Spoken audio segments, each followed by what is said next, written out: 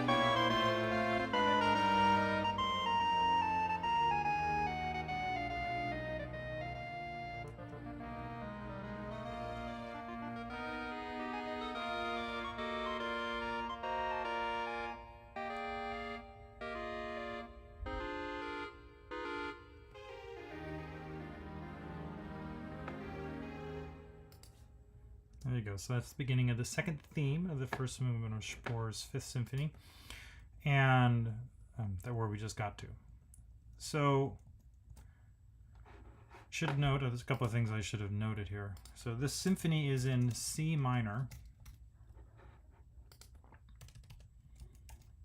So we get a C minor music, but the interesting thing about the score here is that the C minor key signature doesn't kick in until the exposition starts of the sonata form proper. So the introduction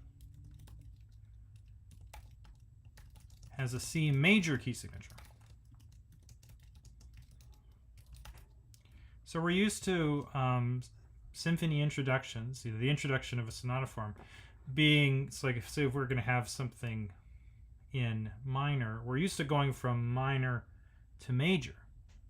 Like, so Beethoven's Second Symphony plays around with D minor, some other things in the introduction, and gets to D major for the exposition. And that kind of jumping back and forth between D major and D minor is one of the things that's important about that. Just it becomes a topic in Beethoven's Second Symphony. But the idea of starting a minor key symphony in major to get to minor, I haven't seen something like this before. So the other thing that's kind of odd about, so this is the first edition of the score from the 1830s. So the what's interesting to me about the score is that the horns are between the clarinets and the bassoons, which is a thing that's it's later standard for the horns to be below the bassoons and above the trumpets. So keeping in mind here that we've got horns in different keys, and they're above the bassoons in the score. What else is there? So the symphony does have trombones in it, which Beethoven is one of the first people to sort of consistently use trombones in symphonies. So it makes sense that this is happening. Trombones have been used forever in operas, by the way, so it's not like they're introduced to the orchestra or something. They just weren't being used in the symphonic concert symphonies. They're used in operas all the time, going back a long ways. So let's take a look at the music. So as I said, we seem to be starting in C major, which is pretty much where the music starts off. So we get a nice big long pedal in the double basses. They have their own part in the score, rather than I've been studying Beethoven 1 here for 28 episodes here, and the basses and the cellos are on the same staff. So amazingly enough, we start with our good friend a C major chord in the strings, and our tune here is going to get to a C major chord in measure 3, and in between is of course this is G, B, D. On top of our C pedal we get this is a G7 chord, and we have a lower neighbor. We do this, the E is a suspension that resolves down to D, but in between the suspension we get this ornamentation of doing the step below chromatically. So both these notes here are non-chord tones in our tune that starts on the 3rd scale degree. So we go mi, do, re, mi, di, re, la, and then this is the 9th of a G7 chord. So it gets more dissonant here when the violins move up to their so the 0 there. Interestingly enough, those are fingering expectations for the violins about how he wants that played. So he wants an open string A somehow. So he wants a harmonic, I guess. Yeah. So we go back to C. So nothing is particularly odd as of yet. It's just that so this is a kind of appoggiatura, if you like, or the 9th, adding a 9th. So from there, then they play the C chord twice as the basses move, and then this. I had a hard time interpreting with this whole score. Does he intend, as I was looking through the score, are these little diminuendos or are they accents? This is a problem if you go back and look at old Schubert music, is telling the difference between accents and small diminuendos. And I ended up choosing accents based upon how it gets consistently used. Seems to want to emphasize this pitch rather than de-emphasize what comes after it. So, so accented E. Okay, and then this is the moment where the orchestration expands on that loud thing. So the bassoons down here join, as well as this is the clarinet in B flat. I'm sorry. This is the first horn. The horns are in E flat, so let me scroll up here. So we got the first horn player, the 2 bassoons, and the 2 clarinets playing the melody alongside. So they're just expanding. They have the same set of voices, but just expanded outward here. And so the 2 beats of C, still on top of this pedal. And then we get a new chord here in the second half of this bar. This is a D minor triad. This is a D minor triad on top of the pedal. But notice that there is a chromatic accented passing tone in the violas. That's also in the first bassoon. D's fine in the violins. And then this B here is, notice that this choice here of saying, we've got a descending, this is a passing tone basically, but in between the passing tone, he leaps down to the chord tone down here. So this ends up actually being an escape, an escape tone of we're going down, but an escape tone actually should go up. So this is like an incomplete neighbor. That is, there's no A here for this to go to. We resolve in a different by this big leap in the same direction. So that's kind of cool. And then that sets up a pattern of this large leap down eighth note pattern. Da do da da da da dee dum. So that rhythmic pattern he sets up here. We move back from D minor to, I don't like it when that happens. Okay, so here this is just our G7 again. Actually, yep, we have G. So all three of these notes here are part of the chord. Okay, anything else special happening? They're still doubling up there. And then we go back to C major on the next chord. But notice that everybody holds out. There's a more chromatic harmony in between here. So we get a C major chord. And here is, that's G, B, and D sharp. So the G7 becomes here a G augmented triad, which resolves as expected. The D sharps resolve up to D.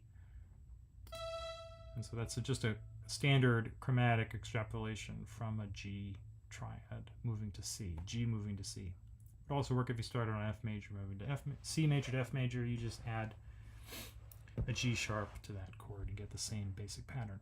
So nothing is particularly odd here. 1 5 1 2 5 1. That's all it is.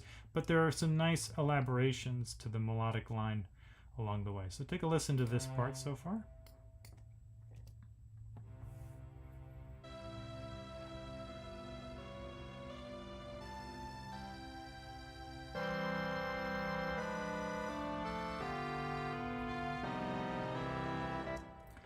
And then we're going to keep going way up here. So notice that the clarinets are playing the same line as the first violins down an octave. So it's 2 octaves that is expanded.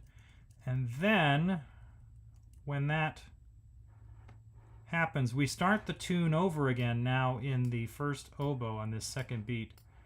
So notice that the first time we had a half beat of pedal, two beats of pedal, half measure of pedal.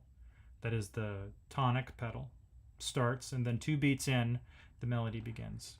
And then we have an overlap here. So this first tune resolves on the one beat 1 and 2. At the same time, our new pedal begins, this time in the timpani, as the lower strings, the double basses continue the octave lower.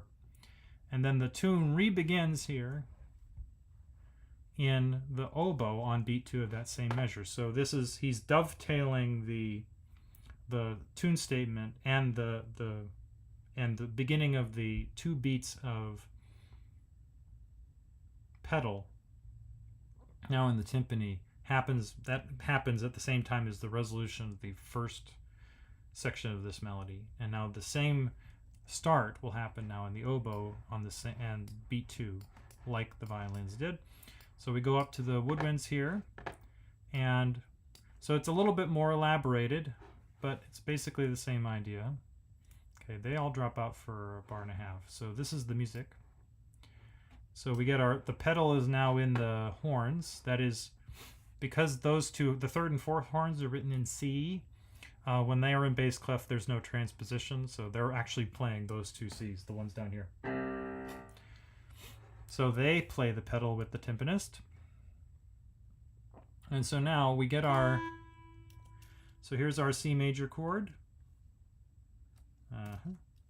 And then a beat later, notice it becomes then C augmented. There should be a way for me to do this. There it is. So if you want to call this a passing tone, that's fine with me. And then here we get this is the same idea as before. Let me pull up the score here. So here But what's new this time is that, so the implication, this is supposed to be, from the first time, a D minor triad. And that's what's supposed to occur, but the upper voice, these two, remember those two notes were non-chord tones happening above the resolution of A and F. There's no D, so there's the C on the bottom. So instead of being this D minor 7th chord as it was before, this is really sort of an F major triad that then we move to B here underneath, and so we get B, D, F, and A. And so that, so this is a little bit different here. And so we get, this is really more of a B7-ish thing because there's no G. So the harmonization is slightly different. Did I get everybody right here? That is, yeah, there's an F in the horn there. So F. Yeah, that's the horn in, it's the horn in E flat. So that's an F, and this is the clarinets in B flat, so that's an F2. So there's no G this time. But we still end up on C major at the beginning of the next bar. And that's what's down here. The strings come back in. It's this C major section.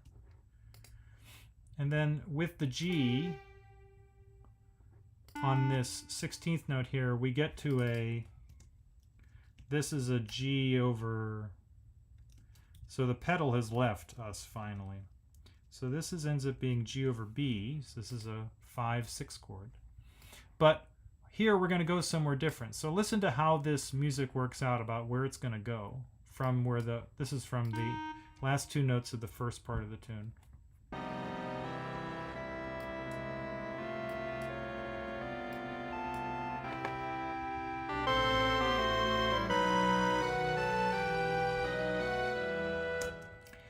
And we cadence in E minor. So this is an E minor triad here. That's not what I wanted. Let's do this. We have an E minor triad. So we end on E. This whole bar does some version of, this is a B major chord. It becomes B7 when the A shows up over here. And then here, this is E minor over B, so that's a cadential 6/4 or a pedal 6/4 at the part of a cadence here.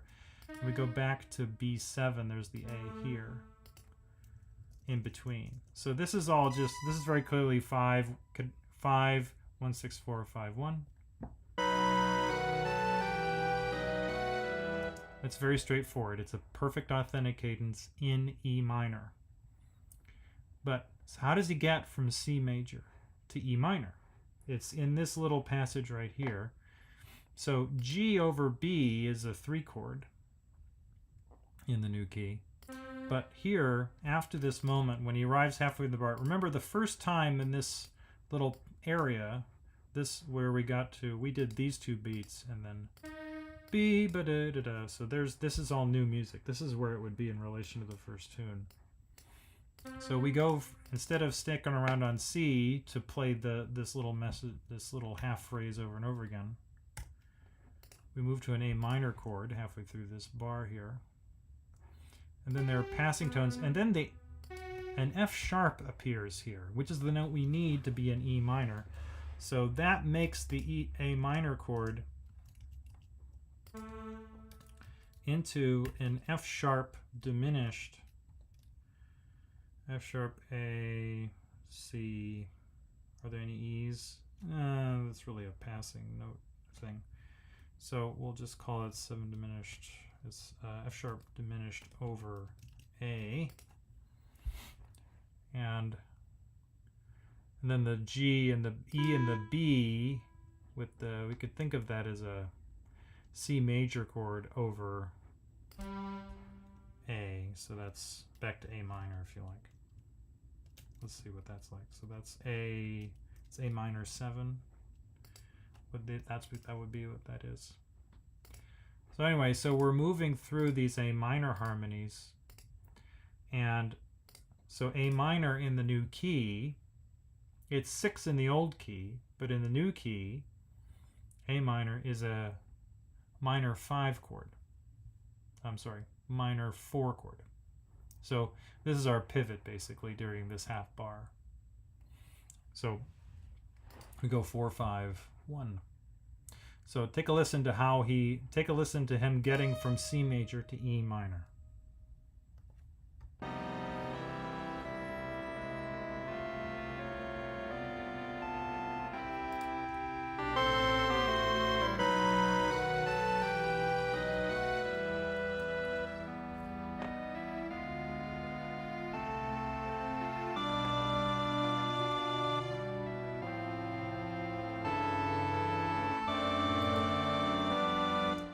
So we're back in our majory land already by now. So we're not sticking around in E minor for very long. So he does this two bar idea of with pickups. D sharp, E, F, A, D. And then that happens again. So underneath it he does a different thing each time. So after our E minor, which basically sticks around, this D sharp ends up being a lower neighbor to an E, an incomplete lower neighbor, still on E minor. And then after that, we have, this is a G sharp B D F, so this is a G sharp fully diminished 7 chord. And so that's a chord that's going to emphasize A, and luckily we move to an A minor chord, so this is G sharp 7 over D, so it's in the second inversion.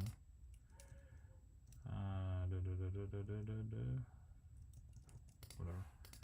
Actually, I don't need to do that because it's small enough here. Okay. G sharp 7 over D. And then we have A minor over C. So that is A minor over C in our new key of E minor is that minor 4 chord, and this is just a 7 of 4. But we're going somewhere else because the next beat is a G7 over B. And so this is our 5 in C major. So here this A minor chord is now functioning like a 6 chord to 5. And that lasts for this whole bar. So the pattern here is from the A minor. So we've been E minor, which was 1. It's going to become 3 again. And then a dominant of 4 to 5. And so does he do that again, this dominant of 4 to 5? Well, let's see. So this time the F is harmonized by an F major triad instead of the G diminished 7. So we have F over A. That's a 4 chord. So this is a deceptive resolution of his G7 chord. So going from 5-7, 5-6-5 to 4-6 is a very common deceptive resolution that it's not emphasized when you're taking a music theory class, but happens plenty. It's important to recognize here is this bass pattern here. What we're doing is we're going from E, then the next chord has us go down to D, then to C, then to B, and then we go down to A, and now we're going to go down to G, and then amazingly enough, F sharp. That's a bit of a different idea. So there's a C sharp in the second half of this bar. So this is an A dominant 7th chord. So we get A7 over G. And so we're expecting here with A7 over G, we're expecting to go to D minor, which would be 2. So all we've done is go from 5 to 4-6, 5-6-5 to 4-6. And then this is supposed to be 5-4-2 of 2. And we're expecting D minor. But instead of that, we get D major. And so D major, this is a D major triad over F sharp. So we do get our D chord in first inversion, but it has F sharp instead. And then halfway through the bar, we get our F natural, which then lets us be, this D sticking around gives us a G. This gives us a G7 over F. And so this is our 5-4-3. So he delays the arrival of F natural, which would have been a D minor triad, by giving us a D7 and then having the F natural show up as the 7th of a G chord. That's pretty cool. So notice how the difference between the harmonizations of F, A, D in the melody is quite distinctly different. So listen to this again.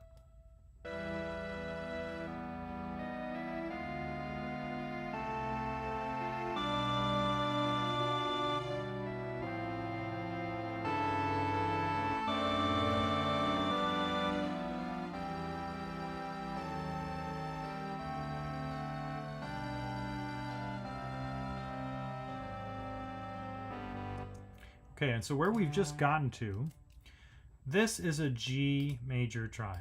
And just in case you can't read down there, that's G and D. So it's G major. This is a half cadence here in C major. At least it's in C.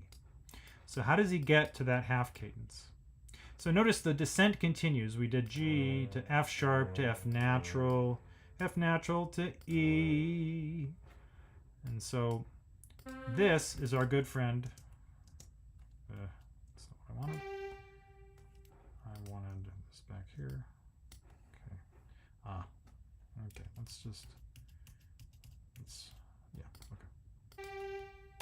And so this is C major over E. This moment here. And then the E natural slides down again by half step to E flat, F sharp A, and E flat, F sharp C and E A and E flat. So this is an F sharp dominant, this is F sharp fully diminished 7 over E flat. Okay, so this gives us, I don't know why this is being such a pain. Shouldn't be. Okay.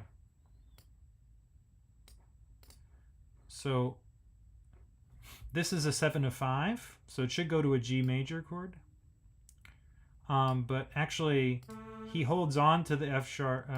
It actually slides down into a new dominant of G. So this ends up being a D7 chord.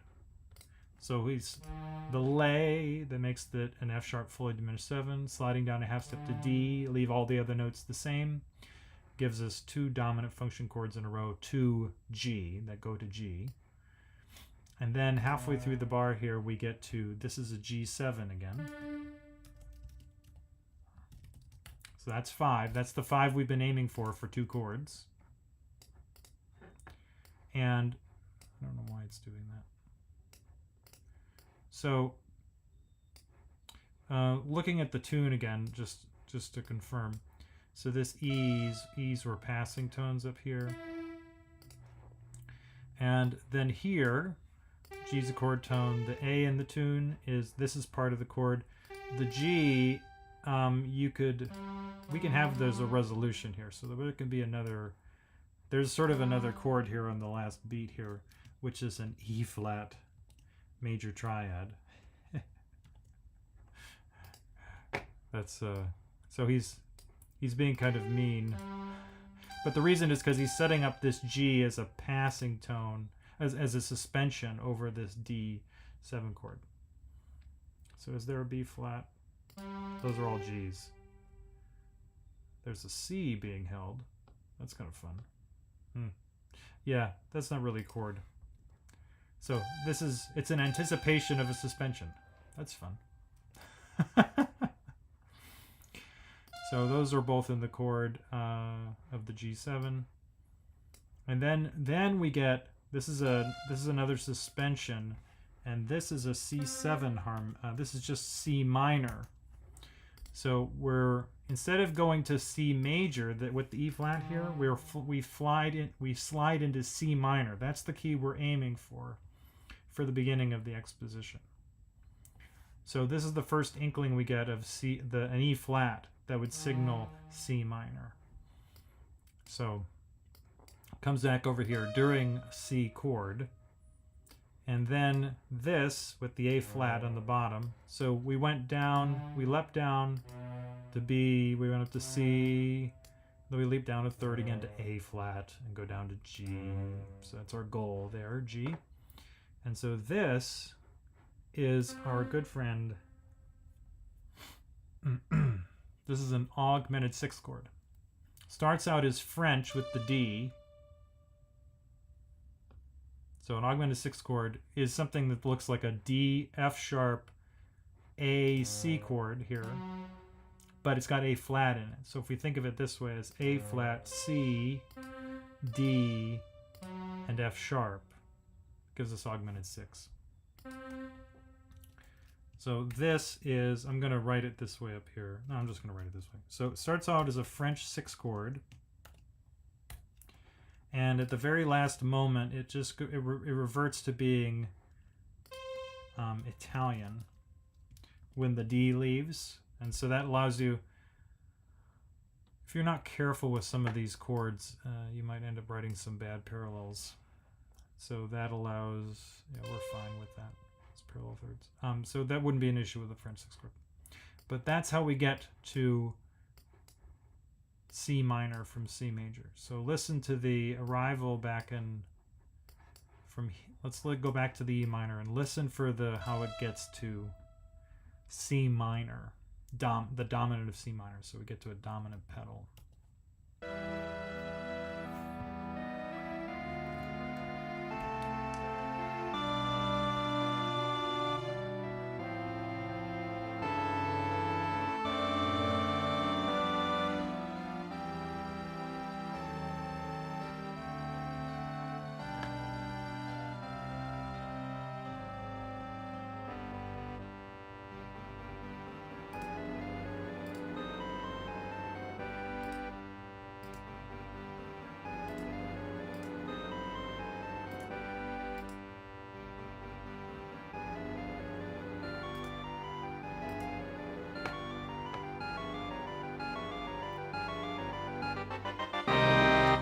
So that on the big loud chord right when the allegro starts and the faster tempo in 9/8 of all time signatures, this is our good friend C minor.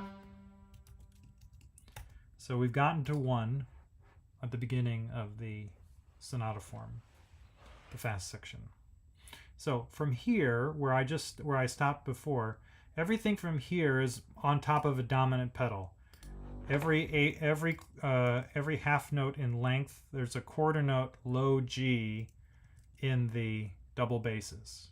They play G, G, G. That happens a bunch.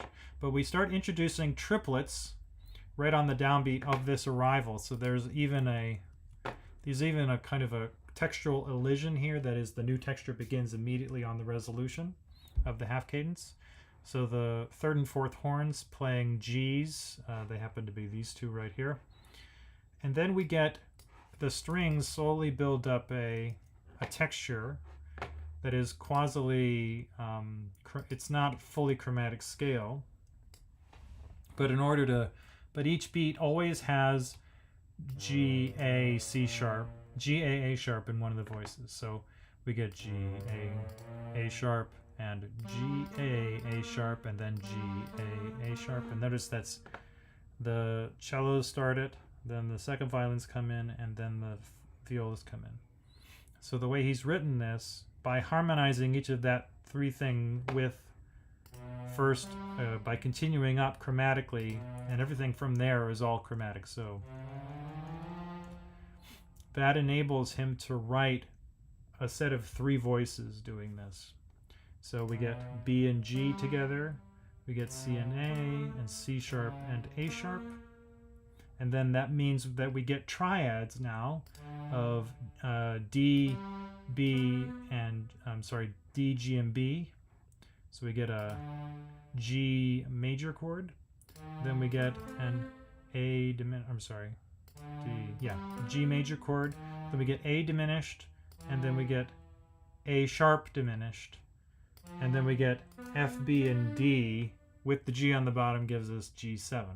So it's a lovely way to get from a G and to splice up, fully outlay a G dominant seventh chord, because the upper three notes of a G dominant seventh chord are a diminished triad on B, and so you can make a triplet starting on a G triad, and if only one voice moves by whole step, then you can do two diminished triads in a row chromatically up.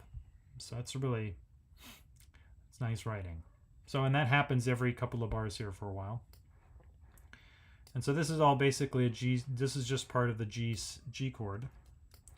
And so here, this is where I said we get G7, but just in case you think that's not enough, we also get a flat 9 in the first violins. So we're getting a dominant ninth chord on the beginning here. So there's a B diminished 7 on top of the G pedal, if you like. So it's just some sort of dominant. Okay, so then at that moment, then we get these triplets in the alternating between the clarinetist and the flutist, first clarinet, first flute. And so they play an arpeggio going down in that chord. So here's our B, D, F, A flat. So starting on A flat. And then after the first note, we get a half step below each time. So a half step below F is E. Half step below D is C sharp. And then half step below. And then this B is a part of this chord because we're going to move to a new chord on the next beat, which has a C in it. And if we go down here, we'll see that that is an F sharp diminished triad. F sharp diminished seventh chord. And that is 5 of 5. So we're going from 5 as a dominant to a dominant function chord of 5. So let's just move that up. And then there's just a voice exchange here in the strings. And then so during this chord, so F sharp, A, C, and E flat, F sharp, A, C, and E flat. And so we get a half step below C, half step below A, half step below, and that becomes half step below the resolution back to G. And so then this whole pattern repeats. So this all happens a second time. So that all happens twice. And then we get a third wind up. And so the first two happen there. And this is the third wind up here. And so what happens now is that instead of having a 2-bar gesture, he just takes the second bar and we're going to repeat it a bunch of times. But the harmony stays the same. So we're going to go back and forth between this B7 over G and just regular G7. And then those two chords are going to alternate over the next couple of bars. So these 2 bars are that as a half note each time. So notice we get A flat, F, D, and B. And here, now the flute changes pitches to match. So there's G, B, D, and F, right? So we're exchanging the A flat and the G here. But the rest of the notes are the same, and they all get half steps below them. That happens for 2 measures. And then each 1 measure chunk becomes half of a measure. That is, we now move to quarter notes. It's the same 2 chords repeating, but now it's the A flat G thing that I've mentioned happening in Beethoven a lot over the many episodes of this. So that's just, now we're doing it over a 2-beat pattern. We'll do that for a measure. We do it a third time at the beginning of the next bar. And what's interesting here is that when we move to the 2-bar pattern, the 2-beat pattern, both the flute and the clarinet play the flute's pattern. So they do I should say that both parts happen at the same time. They're just playing the same pitches. So the clarinet line of F, A flat, F, D, B is happening below the flute line of F, D, B, G. And luckily that works out because then the pitches that are here are in the B7 chord and the pitches here are in the G chord. And so that works out nicely. And so that happens 3 times. And then we get a final wind up from our G7. We go back to our G dominant 9 one more time. And then the top 3 strings and the bassoons, the clarinets, and the first flute, as well as the horn, the first and second horns are playing, actually the third and fourth horns are playing G continuously. And so this rhythm, and so this is an extra amount, right? Before we were doing, so there were 1, 2, 3, 4. This is 9 of these, and now this is 5 notes of leading up. So, because we're going to go from, instead of starting on G and ending on F, as it were, as the 7th of a G chord, we're going to end on E flat here. And so we need, and there we go, sol, la, ti, do, re, mi, right? So does the scale from dominant all the way up to the 3rd scale degree in our key. And so that's going to allow very specific harmonizations here of the notes. So because the viola is going down and the 2nd violin is going up, 2nd violin is playing 6ths with the 1st violin.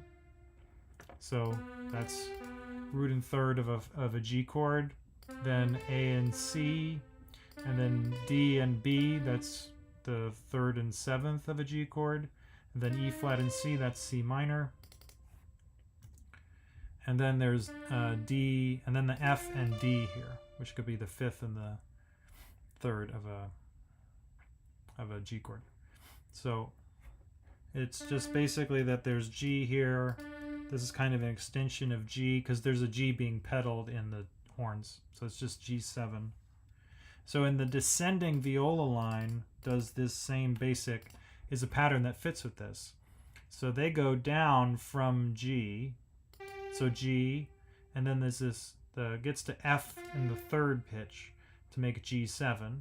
They double the E flat in both the 2nd violins and the violas, and then they have D here to fill that out. So then this one right here is another example of F sharp diminished, and so that allows us like another secondary of the G, and so that allows him to get up to C minor. So listen to the dominant pedal section again, and listen for it going between G, this dominant 9, B diminished, fully diminished 7 over G, then G7, and then G, in F sharp fully diminished 7 to G. Then the F sharp drops out, and we just alternate the dominant 9 and the dominant 7 over and over again.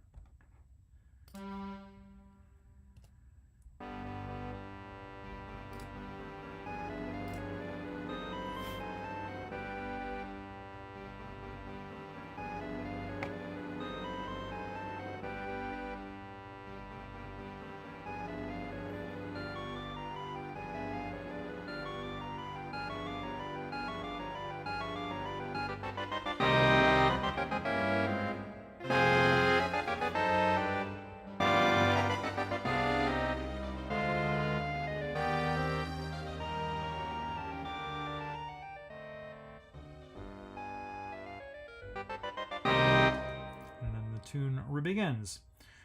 So now here in the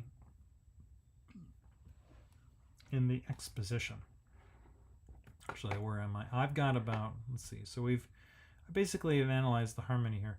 So it's interesting choices here that he does that I'm interested in here in the introduction. I'm basically going to just stick with the introduction so that I can not run over this hour of this.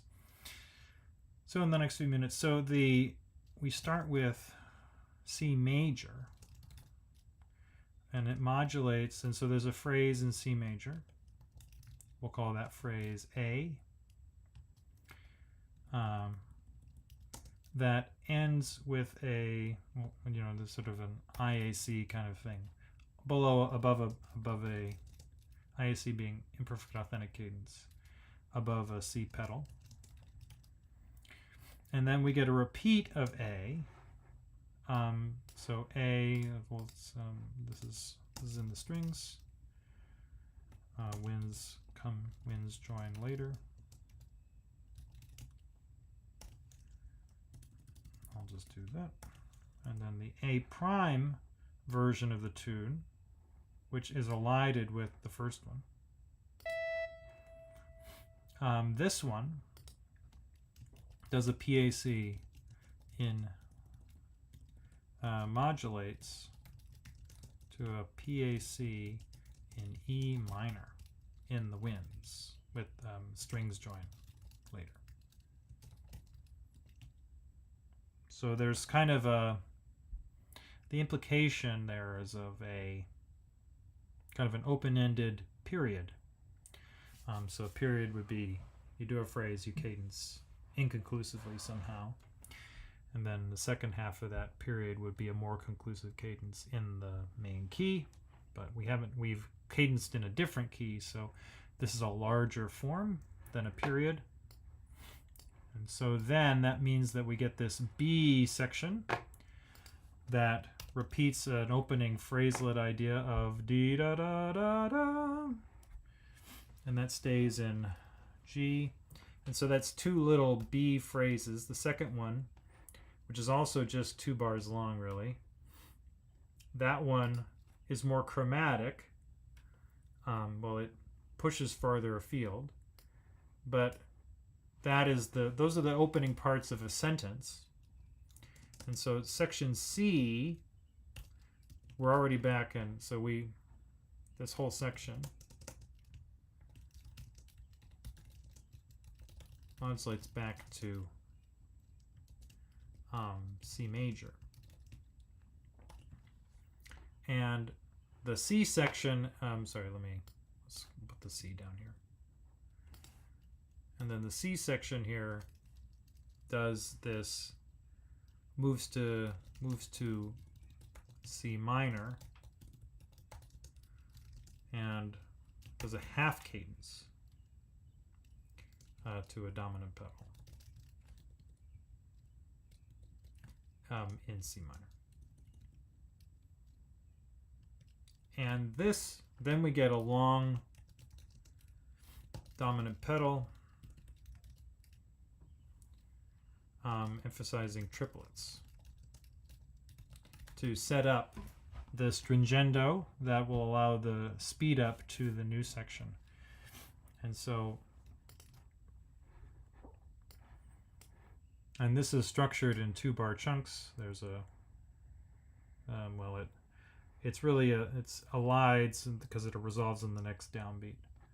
So it's these 2 bars, ends here, re-begins, does that twice, sets up a third time, but the third time doesn't have this chord. So then it telescopes to just, so it's these 2 bars, and then it's another bar of this, 1 bar of that, twice as fast. It doubles in speed each time. And so does it end up being even in the end? So 2, 2, 2, 2, 1. No. Because it ends halfway through the bar. Well, the difficulty here is that he's going from a 4-beat pattern into a 3-beat pattern, because the exposition is in a pretty rare time signature. The sonata form is in 9/8,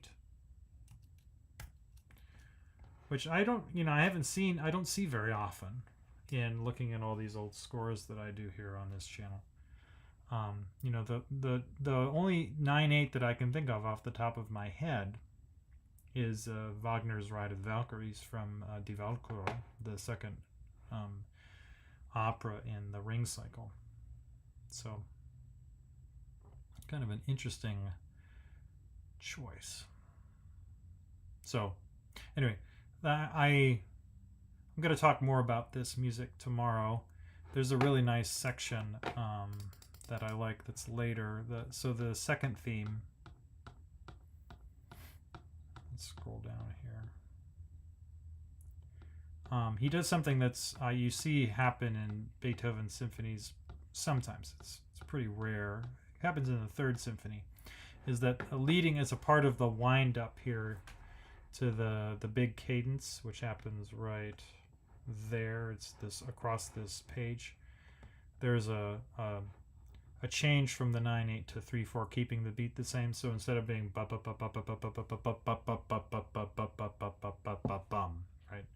again goes back to triplets on that arrival. So That's a thing I've seen in Beethoven, so he's utilizing that teak. It's quite effective in this piece. So let's take a listen to the exposition. I'm sorry, the introduction all the way through. And so listen for this shape of a kind of not really completed period that becomes the first half of this larger chunk of the exposition that is built up as a sentence with two small, shorter, like similar B phrases, and then this longer continuation that gets to a half cadence. And so this is not a complete, I mean, it's a complete thing in terms of setting up C minor, but it doesn't round off the music because you're not supposed to in an introduction. You're supposed to signal that you're going somewhere else. So, and he does that successfully. So here's the introduction to Spohr's Fifth Symphony, first movement, as we've analyzed it. So let me scroll back into the score over here. You can watch the score go by. Okay.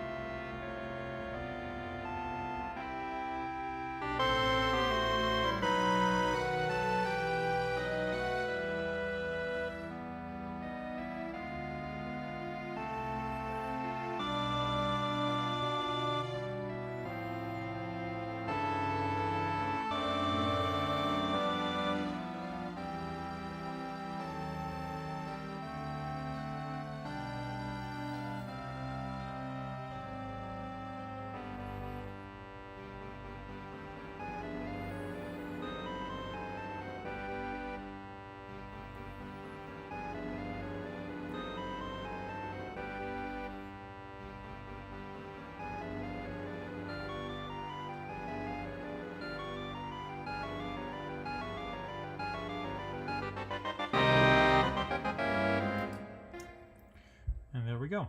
So I think that's fun. I enjoyed that. So I've had some fun looking at this music over the past few days. So I'll come back with this.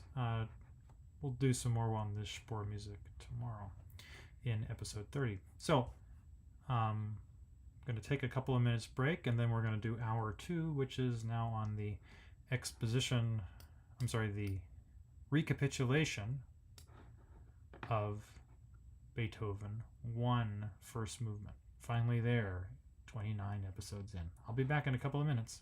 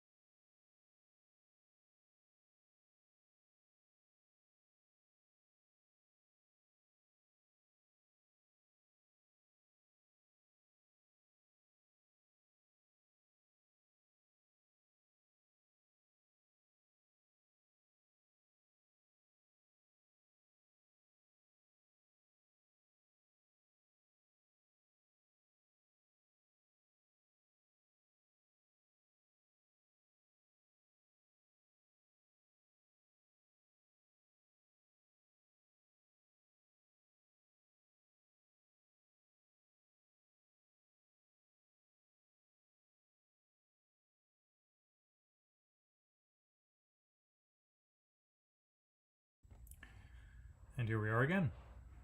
So, now 29 episodes in, we're finally to the recapitulation of the first movement. So the bar-by-bar analysis is going quite detailed. That sentence I just said doesn't have much grammar to it. So, here we are. We have gotten to where the tune comes back, the big moment. So let's take a listen to we're going to listen to all of the development. Then we're going to listen to the beginning of the recapitulation. And then we'll slowly start moving forward. So here we go. Here is from this system down here.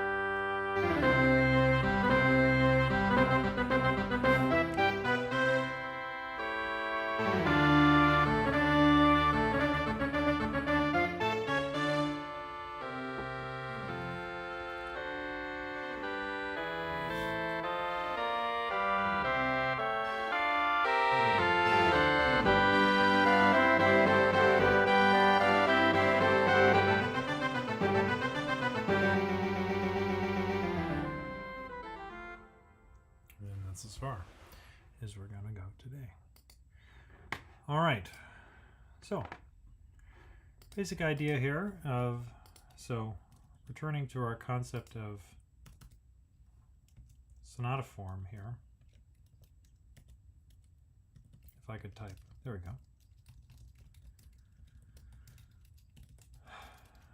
One of the ideas that's most important about the way that the sonata form ends up working around the time of about 1800. So after Mozart, based on the way Mozart and Haydn wrote most of their music, and then how early Beethoven operates, that there's in the in the trajectory of a sonata form movement, like the first movement of Beethoven 1, the goal is to return to the opening material of the fast section,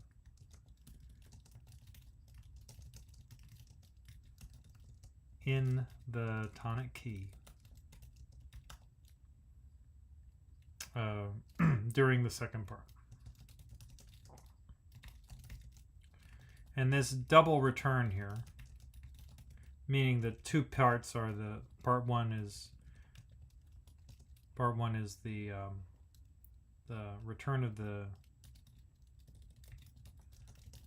of the melody, so the first theme here, and the return of the tonic key, so C major in this instance. Those two things happening simultaneously, making sure we fully regain it, that is sort of the point of the sonata form up to this point. So we outline some tunes, we modulate to the dominant, we do some crazy stuff, and then we return to our original key and the opening tune together at the same time. And this is where we are. So after all of this work and busy body buzzing around and all sorts of things and modulating through all those keys in the development, we use that E natural to slowly to pivot us back to as the third of a G, slowly arpeggiated down a G7 chord, and then we just hit the tune again, all brand spanking new. So let's type this all out, and then we're going to compare this music to its place in the exposition to see how Beethoven has, what has he kept the same and what has he changed. So we had our scalar G down to D, and they all arrive on C here. So I'm writing out here the cello bass line. As I've said in every episode, the cellos and the basses are on the same staff, and they sound in octaves, so that it's just this cello line plus the basses sounding an octave lower. So when I write it out, they'll be octaves. So dotted quarter C. Then we have G. I'm going to write this an octave higher, and I'll copy it down later. Dotted eighth G, B, and then C is a dotted half, and that happens twice. Then we get C, C, G, B. That happens in eighth notes. That repeats, second half of the bar. Then we hit C again as a quarter note, and then we arpeggiate up our C major chord, and then we do 7th scale degree B to Do, C. And that happens, as I said, an octave lower in the basses. So that's the bottom staff written out as to what it sounds like. And then I'm going to undo that so I can copy it up here. Then add it back. The violas are playing this in the same octave as the first violins and the second violins, so they have C, G, B, C, da, da, da. Everybody's the same. At the very end of this here, the violas leap from this G down to this B in the same octave as the cellos and resolve to C there. So it'll just look like that. That's what it'll sound like. Okay, above this are the timpani, the trumpets, and the horns. And the timpanist plays a dotted half note C twice, and then on the next 3 bars plays quarter note C, rest, quarter note C, rest, quarter note C. Above this, the horns play this in these 2 octaves. So the horns here are written in C in this score, so they sound an octave lower than written, so it's these 2 Cs. So the second horn is doubling the timpani note. And then the trumpets play as notated, written in C. And so the second trumpet is doubling the first horn. And they play Cs whenever they show up on downbeats. So the dotted half note Cs, and for these eighth note Cs, they play quarter notes, and then they play quarter note C there. Then in the woodwinds, the bassoons play the exact same line as the cellos. I'm just going to copy this. So they play down here and down here. And we're going to make those into verse 2.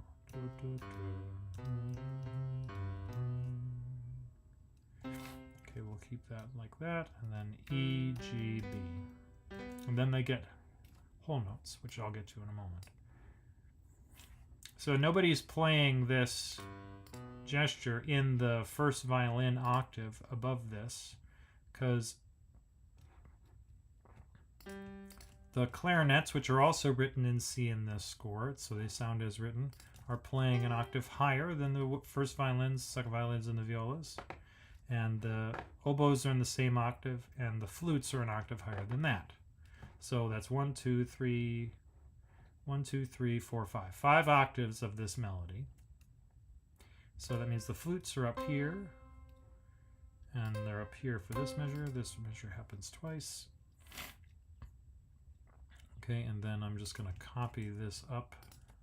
Okay, let's see. This is only happening in that octave and the octave above that. So that happens there. And then arriving on C is that. And then they have E up here. And G. Sorry, there's nobody playing this E. Just that E. And G. Okay, so notice the bassoons go straight up. The clarinets and the oboes leap down to B rather than going up to B. The second flute leaps down from this flute octave into the oboe clarinet octave, goes up to G, then goes down to B. And the first flute does this E, G, and B down here. Okay, so that's everybody.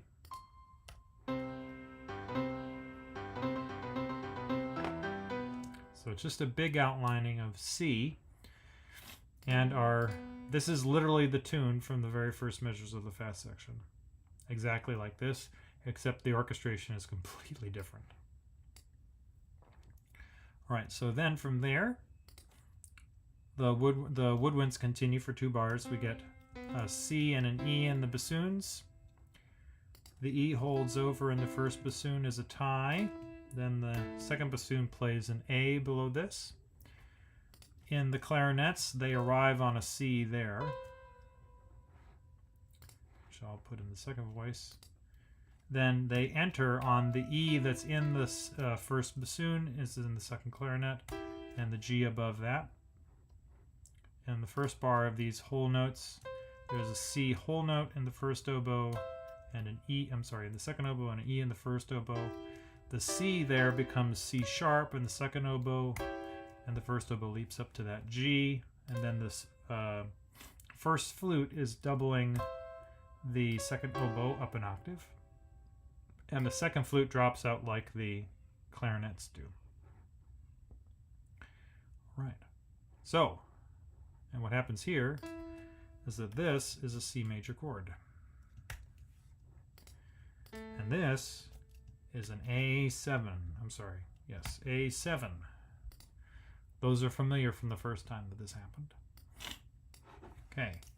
Then, in the very last beat of this, we get this 4-note descending scalar pattern that led into the first C major one, but it happens up a step, A, G, E, A, G, F, E, excuse me.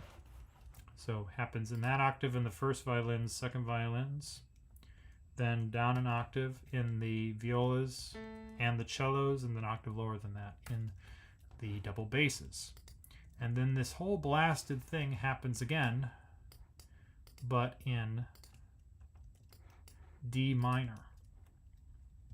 So if I transpose this all up, we get D, A, C sharp, D, A, C sharp, D, D, A, C sharp, D, D, A, C sharp. And the only note that would be different, because it's D minor instead of D major, is that we get F natural. And that matches what happens in the exposition. So this is the basses and cellos. And then above this, let's bring these people over here.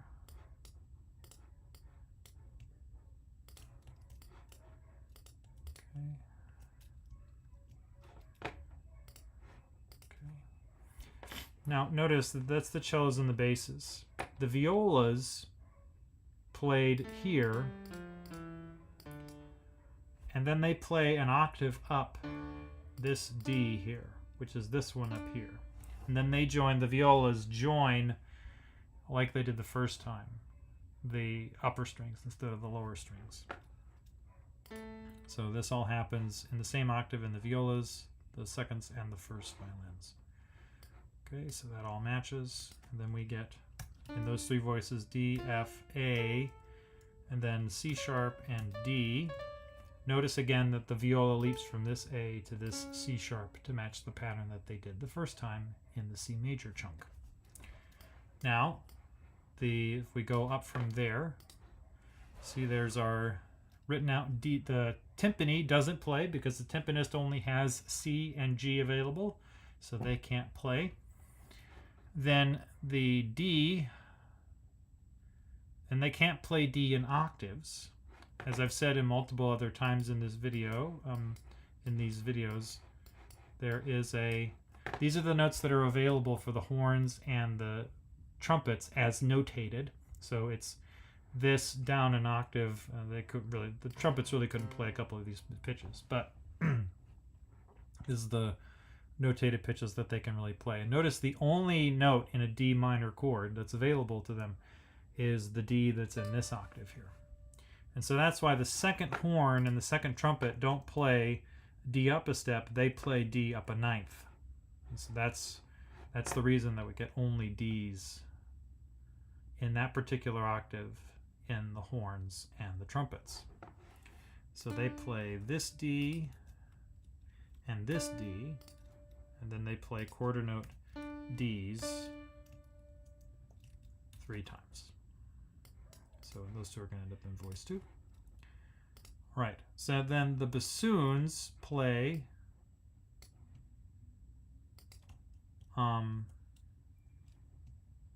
they play this entire passage in those 2 octaves. Then the first leaps down to join the second in those 3 notes. And then the second bassoon plays a quarter note there, while the first bassoon plays a whole note D.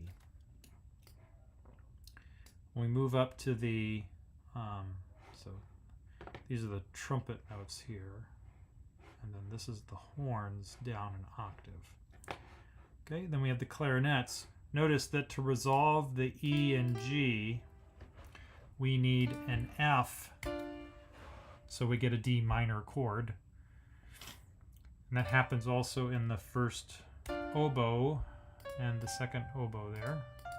And then there's a D up here as well. So then we can take this and we get it in these 2 octaves here. Let me scroll up so we can see the flute all the way. So that's the chord there. Then we get A and C sharp in that octave. So we have all the 4 octaves available to us. Unlike over here, we didn't have the notes in between and the leaping up. The clarinets weren't playing an octave lower. Notice that the first bassoon isn't playing an octave higher, I should say, the first time.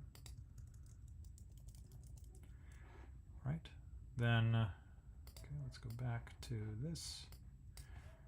Right, so then we get D in these 3 octaves. There's no F this time because we're just doing this melodic chunk like the C major chunk. Okay, so everybody repeats this. And then we want this music. That would be in that octave and that octave. And then the arrival on D has those 2 and the higher woodwinds. That's the horn D there. So then the second, the clarinets and the oboes do F, A, and then go down to C sharp to D. That D again happens in the second oboe and the first flute. The first oboe plays a whole note D, and the clarinets play A and F natural. So we get a D minor chord here. What's interesting is that the first flute plays this arpeggio, but it leaps down instead of up so that it can get down to D an octave lower. So it plays this D, this F, this A, this C sharp, this D. And that's the cool thing about, you can arpeggiate down going up a chord. That's kind of fun. So if you alternate sixths and thirds, or try sixths and thirds, you can end up with an arpeggio that goes down, but you can have going up going around the same way around an arpeggio. Yeah, that's nice. Okay, that takes care of all of that. And so then we have some bonkers music. So then after that, the next measure, so those are all our pitches. The first oboist moves from D up to E in whole notes. The clarinets move from this A and F, they move up to B flat and G. And the bassoons move from this D. First bassoon moves down a step to C, and the second bassoon enters on the C an octave lower. While that happens, the horns, playing an octave lower than notated, play this C tied over a quarter note to the next measure. The first horns plays this an octave higher, and then the first trumpet is doubling that C in the... Actually, that's the second trumpet player, excuse me, is playing that lower C, doubling the first horn. Now, the second bar of this system, second bassoon now has F, and the first bassoon ties over that C. So I'm going to start notating the chords as they come like I did earlier. So this measure was a D minor chord. This measure, this is a C7. We have C's, E, G, and B flat. And then the next measure, we have F and C. The clarinets move down to whole notes on F and A. The second oboist enters on that A that the first clarinet has, and the first oboe resolves up to the F there. So we get a nice resolution of our C7 to an F major triad. It's notable that the C in the second horn is below this F for that moment. But as that happens, oh, I should have put this should all be all in the same system. Okay. The horns shouldn't be down. The trumpets and horns shouldn't be down there. So that goes with that. And I'm just gonna do that. And so that'll cover everybody. There we go. And then, leading into the F major chord, so on the dominant chord moment, we get another one of these sweeps down. But it happens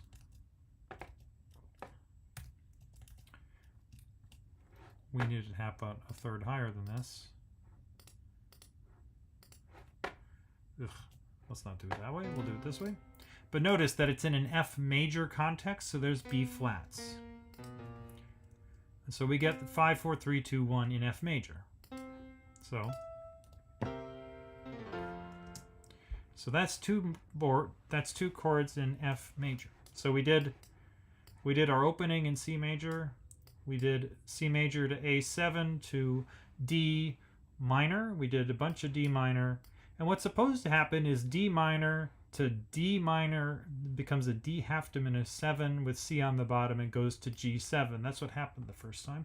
But no, instead we have a C7 chord that goes to F.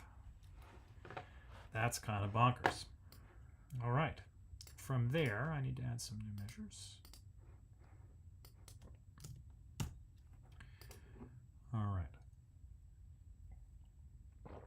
Now, what happens is that the bassoons move up a step and do this again, but on D. So they do D. The first bassoon holds their D over, tying, and the second bassoon goes from D up to G. And so this is that pattern, up a step. So if we're going to follow this, if this is going to be a sequence, what we're expecting is D7 to G major.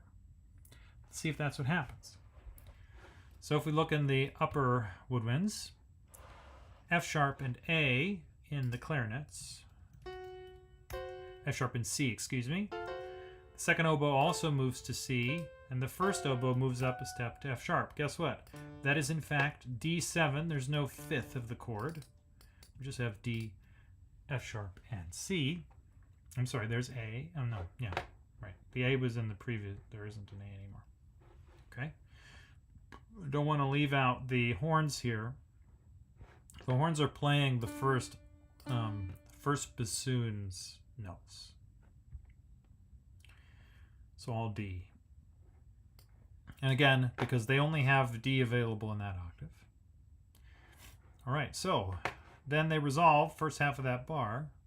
Bassoons have G and D, G, B, G and B. in the clarinets and B and G in the oboes. And guess what? That is in fact our good friend G major. So we did get in fact D7 to G. So we did 5-1 in F, go up a step, 5-1 in G. Sounds nice. Notice we have half notes now, so we went from quarter notes, going to go to half notes. Notice that on the arrival of the G chord, we get this same pattern that was in the lower strings is going to happen in the upper strings. And now they're going to start on, they're going to arrive on G. And actually this should be a quarter note. And so should this. And this is, so then we have the first 5 notes of a G chord, 5, 4, 3, 2, 1 in G major. So the first 5 notes of a G major scale. So that fits our G major. All right, I wonder if we're going to go up one more time. Notice we're moving from whole notes to half notes now. Notice that by moving to half notes where he does, it's going to allow him to do the resolution chord is going to happen on the downbeat. Okay, so the bassoons take this pattern and they go up one more time. So this held over D becomes a held over E, just in half notes, tied. And the second bassoon, E up to A. So we get E to A. So this should be, in our key, this should be E7 to A minor is what's expected here.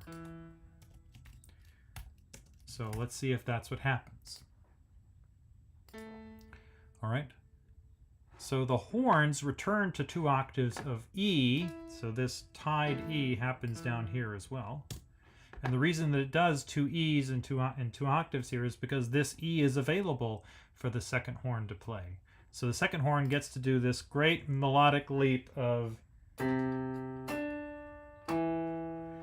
that's, horn players get to do that a lot in these old pieces. The second horn player gets to play da, da, dee, da.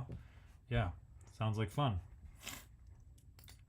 So lots of fun melodic gestures and horns to fit into the only notes they have available. So as we keep going up, so that's the 4 of them there.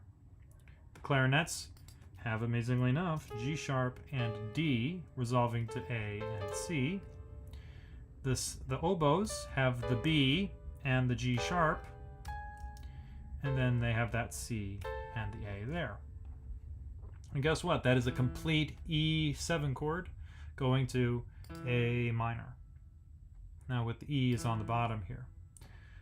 But luckily for the, I should point out that although the horns are holding below the bassoons, the placement of where the lower strings are playing their descending scale here lets the lowest note actually be the root of this chord. So the F down here is below that C.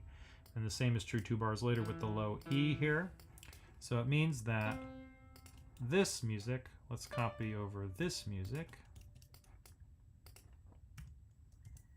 Now arriving, so this is happening a bar earlier than expected because of the shift to half notes. We get this. So that's the, this is the, should be down an octave. Okay, yeah. So this, the violas are with the cellos, and then the basses are an octave lower. It's 2 octaves in the firsts. And then we're actually in 3 octaves now. Yeah. Okay, so that's those are the cellos, and so the violas now add a 3rd octave. Actually, the violas just move up a step. The cellos leap down. So the added octave is the cellos and the basses leaping down instead. Okay, and so then the A's here, these 2 A's are below the E in the second horn. All right, so then we're going to do this again. But here's the deal, is that this is where the pattern should break. Because if we do octave Fs, and then go to F here, and do a half note F tied over, and then if we're in our key, this would give us an F, some sort of F weird, this would be an F major 7 chord, if it was diatonic, going to B diminished. But we can't have B diminished as a key or as the arrival point of our dominant seventh chord if we had a secondary dominant like all these previous times. So since 200 years ago they didn't have the concept of a diminished key, Beethoven sidesteps this. The other option would be to do F sharp to B minor, but he chooses this one where we have F7, F dominant 7, going to its expected arrival pitch, B flat. So we have B flat. So we emphasize the key of B flat here, which I do not believe we've done before in this particular movement. I'll check in a moment. So here are the pitches. So the F's, the horns drop out for these two chords because they don't have any notes that can play. F and then B flat and F, and then the clarinets play A and C, going to B flat and D. And then the E flat is in the second oboist. They play the seventh of this F7 chord. And then there's A in the first oboe and the first flute. The first flute now joins the texture. So we're getting more and more people are joining the texture. And then the first oboe and the first flute move up to B flat as well. So there we go. Up to this point, here's what it sounds like. So we started on D minor.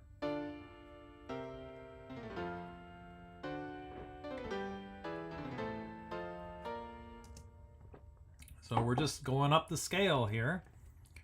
And so it means that the next one, oh, I should say that we also need this gesture to happen again in the upper strings, the violins. And they do, going down a B flat major scale, 5-1. F, E flat, D, C, B flat in octaves. And then we get, so the next one up should be, of all things, octave G's going, G7 going to C.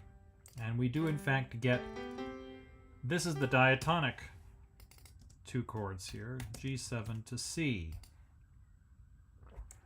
And so the lower strings do match this. Everybody moves up the third from the first time we played. So G to C, G to C, all diatonic. The horns, because now we're in C, can play so do, and they do. So it's these two G's, and then they both go down an octave to C. All right, so that means that the second horn is playing the same C as the first, as the cellos do. And then the clarinets above this play B natural and F, resolving to C and E. The second oboist plays in this moment a D tied. So it's a dotted, half dotted. They leap down to B natural.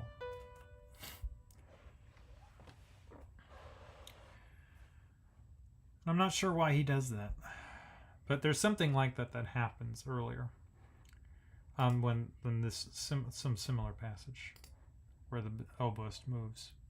So above this, the first oboe plays, they resolve to the C, the B resolves to C like the other clarinet does, the second clarinet does. This F resolves to E in the oboes, in the first oboe. Then the flute plays the B natural to C. And there we go, there's our G7 to C. How lovely. Then we're going to keep going. Beethoven keeps going. So we go to A. Go up a step again. Here the first bassoon, instead of playing A up here, they play a G. And then resolve down to F. So that's where our first time our bassoon, I guess he doesn't want the first bassoon to play up so high. So what we're expecting here is A7 going to D minor. Those 4 notes make sense for A7 to D minor. The clarinets don't play for these 2 chords. The C sharp and E move up to D and F. And then the second flute now enters, playing G, resolving down to that F.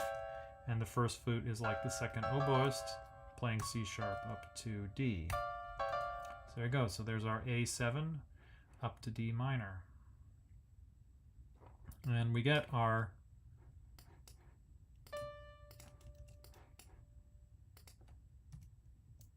the alternating between the upper strings and the lower strings. And this is an upper strings time. So they play A down to D in D minor. All right. And then he finally breaks the pattern. Finally. So we've gone from, we did 5 of F, then 5 of F to F, and then 5 of G to G, and then 5 of D to A, and then B flat, and then C, and then D.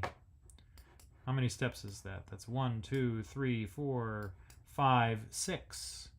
And so remember, and notice that the D minor was the thing we did the first time. The chord that begins this sequence is a D minor chord outside of the sequence, and then we move to C7. And so after this D minor chord, he goes back to the C7 that happened the first time.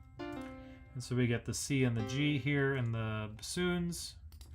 We get B flat and G in the clarinets, B flat and E in the oboes, and then B flat and E in the flutes.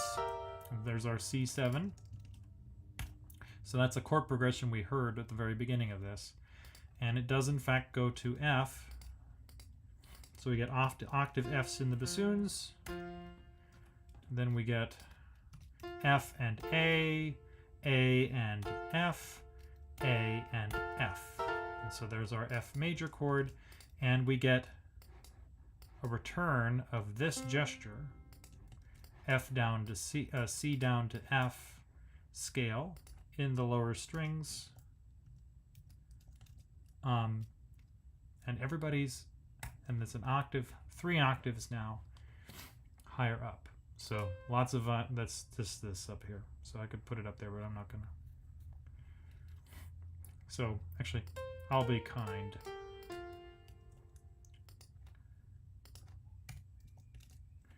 So that's the violas. All right. So it means that what we expect after this F should be C to F, and then D to G. And guess what? That's what happens. So it's like we've restarted the pattern. So the bassoons are playing these 2 Ds, the A and the C here in the clarinets, then that C, and then the F sharp above that in the oboes, and then the C and the F sharp in the flutes. The horns and trumpets re-enter on those Ds they have available to play in a D chord, which is this D and this D. So the lower D, it's actually, sorry, it's this D and this D, that D there. So the trumpets are playing this D, and the horns are playing an octave below that, this D, which is the same as the first bassoon D. And so then the scales speed up one more time. So we're doing every bar, we did every 2 bars, then every bar, and now we're going to do every other beat. So okay, so we need the 5 notes leading to D, which we did tonicize D once. Here it is. And so those are the 2 octaves that the first violins were in the first time. The violas are still with the second violins in that same octave. And then this happens 2 octaves lower in the cellos and basses. And this D7 chord should go to a G, so they all repeat their D and then go down to G. Notice we get B natural. So everybody's good. And that fits the pattern. So it means that we should get a G chord on the next bar. And we do. And so we play 8th note G's here and leap up an octave in the cellos and basses, and they play a bunch of those in a row. They do a sforzando on the third eighth note of the bar. The violas arrive on that G there, which I'm going to write down here and delete this one. And then they play B and D and play that for the rest of the measure, like that. Remember that this half note with a slash on the stem, line on the stem, means play eighth notes for the length of a half note. So that's the result. Above this, actually I'm going to write that G back in because it's in the second violins. They leap up and they do a new melodic gesture. G, G, ba-da-dum, ba-da-dum, ba-da-dum. And so I'll just write the last one in because it's part of this bar. So then they play G, A, F, D, E. And so that would go to C, following all the stuff we did before, but now they're going to do a new melodic gesture. So they go up to E after their little scale down. So we're expecting a C chord after that. All right. So I'm going to put the chord down. Actually, I'm going to put the chord right here for now. So this is G. Okay, and then the arrival in the trumpets and the timpani. The timpanist re-enters right here, playing this G down here, and the trumpets end their line on that G, and the horns play a whole note G and D to continue as a part of this new section going forward. The bassoons, on the other hand, show up playing. So we're going to make this 4. They play dotted quarter note G's, then they leap up to B and D there. I'm going to pull out the rest here. Right. That's everybody. And then everybody else is playing. Oh, we got a whole note in there. Okay. So then the clarinets have G and B. Oboes have B and G. And then the first flute is playing a G an octave higher than that. And there is in fact also a B here that lasts for the whole bar in the second flute. And then they continue down to F. There's a B in the second oboe, and the F and B in the first clarinet. The clarinets double the oboes. And so it becomes, at the end of the bar, G7.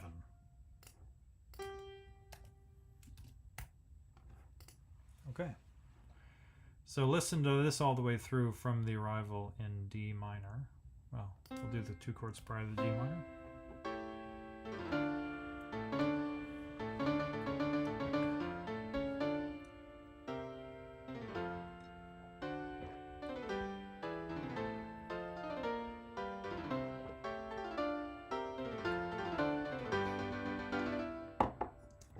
Yay. So, that is quite a surprising version of this return. So, just to show you how distinct this is. So let me save this. Let me go to the full score here. And let me show you what it looks like the first time.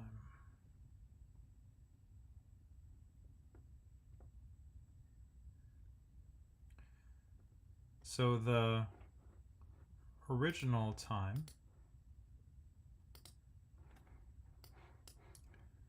is, what are you doing way back here? Jeez. Okay. So there's a resolution of the previous part of the development here in previous part of the introduction in the winds. They have C's, E's, and C's, and the horns. There should be horn resolution too. How did I miss that the first time? Whoosh. Let's put that in as I'm. Yep. Okay, they've got. And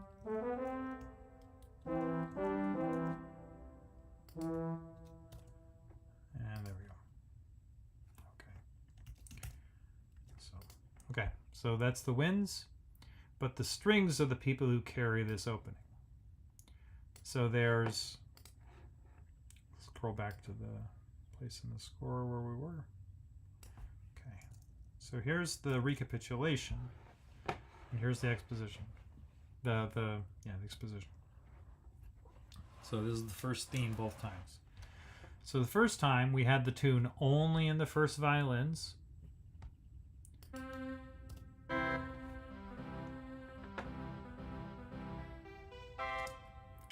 So the tune was just up here.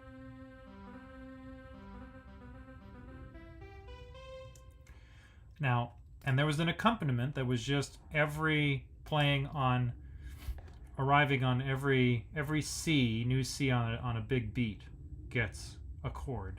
And it's just a C major chord outlined as C, C, C. It's C the first time, and it becomes a C major chord the next beat. Because they all lead in with that descending 5-note figure. So that's why they're all C's there. But so we get a C major chord that's repeated 4 times after that. And so this is what those people sound like. That's all it is. And so that's pretty simple. It's very, it's like the most basic thing you can do in a certain sense. And it's just an outlining of a C major chord with this G-B-D thing. And that's what happens in the very first time. Over here, notice it's in 1, 2, it's an octave below this, 2 octaves, 3 octaves. That's also part of that. 4 octaves, 5 octaves. So instead of 1 octave, soft, it's 5 octaves, the whole orchestra, fortissimo. And the horns and the timpani are the people who take this rhythm that was in the accompaniment. You know, bump, bump, bump, bump, bump. That happens over here in the trumpets and the horns. They only play C. They don't generate a chord. So it's all just C's, C's, C, C, C. And then notice there's also this fortissimo and then sforzando. So he really wants the those notes to be quite loud. But otherwise the articulation is the same. And it's the same length, 4 bars and then an arrival on bar 5. So the other thing that's different is that there's the overlap, the elision of the chord previous gives the first beat a chord in the woodwinds. So there's a C major chord every time. But we do get the lead at the very end of the development here. Ba-ba-da-ba-dum. That happens over here too. This one crescendos, obviously because it's crescendo, because it's big dynamic shift.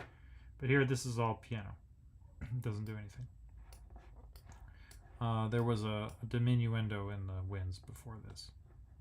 So that's crazy. The huge shift in orchestration of this moment is grandly distinct. Who's playing, how many people are playing, but the basic required elements are here. We've got the tune. The tune's exactly the same.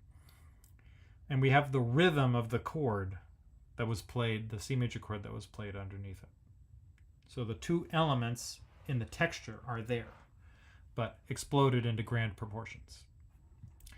And then we get an immediate shift down in dynamic for 2 measures of woodwind chords. And the woodwinds play basically the same set of things. So the first time we had the bassoons played C and A, which happened here in the first bassoon that matches. But the first bassoon had E the first time, G the first time, and now has E. And this is because of how you're going to get into the... Since everybody's going to play D minor, it doesn't make sense to have him go down to the F here. We want him to have a D.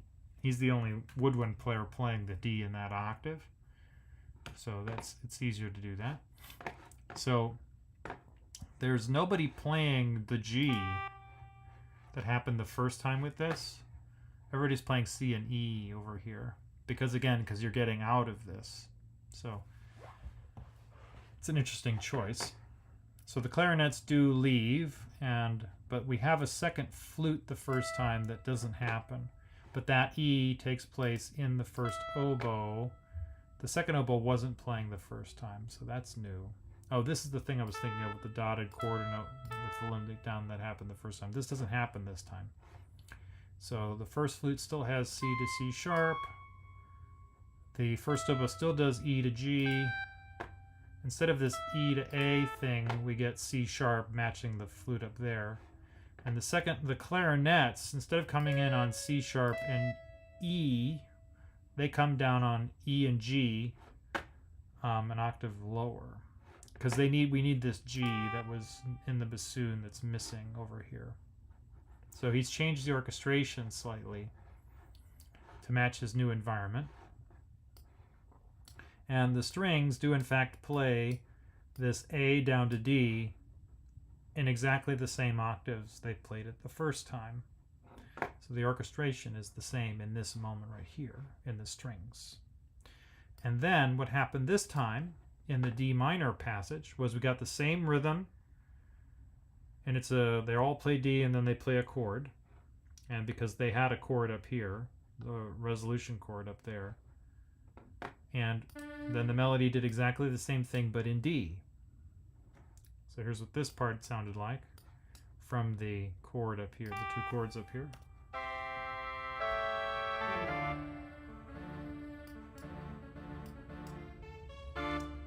So that matches. And then, then this particular texture sticks around up here too. So we get all of this happening in D again. The rhythm is happening in the brass that have on the notes they have available for D minor, and since the timpani doesn't have a D, they can't play. And so then what happened after that is there's the arrival on a D minor chord, which notice here how different the orchestration is here. So we had the horns playing D, the bassoons played D, we had F and A so it's just the first bassoon here, over here. So he's making the winds thinner than they were the first time. So,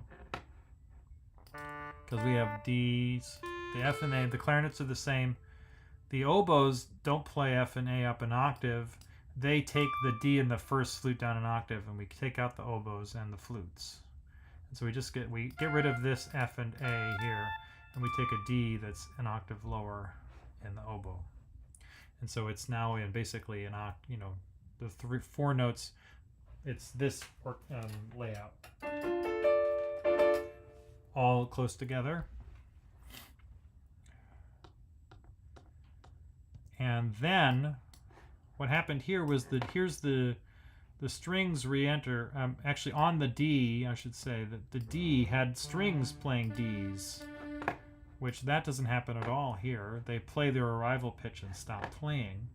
And then this is me just doing the written out trill on the C, and this was a D dominant seventh chord. I'm sorry, a D half diminished seventh chord over C that went to G. But instead of doing that, we get this C7 chord instead. So we get C in the bass. We get the C down to D down to C, but instead of being harmonized as D half diminished over C, it's harmonized as C7, which enables this grand ascending step sequence. It's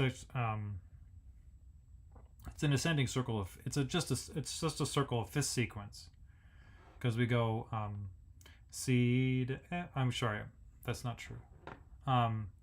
It's an ascending step sequence doing fifths, so it's alternating a fourth going down a third, up a fourth, down a third, up a fourth, down a third.